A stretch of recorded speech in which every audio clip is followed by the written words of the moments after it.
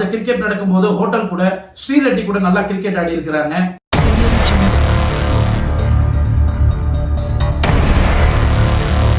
அதுக்கப்புறம் உங்களுக்கு எல்லாருக்குமே தெரியும், ஷக்கீல் அவர்கள் மம்முட்டியோட படத்தையும் மோகன்லால் படத்தையும் மல்லாக்க போட்ட காலங்கள்லாம் இருக்கு.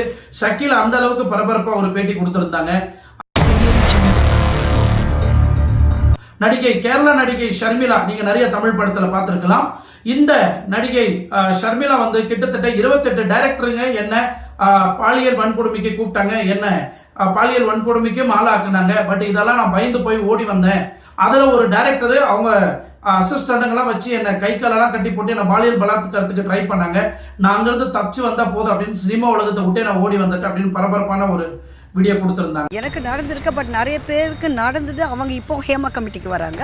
எனக்கு நடந்துருச்சு, நான் அதுக்கு ஏற்ற தண்டனை அடுத்த நாள் காலே கொடுத்தாச்சு. அதே மாதிரி திரு ராதிகா அவர்கள், நம்ம சரத்குமார் ராதிகா அவர்கள்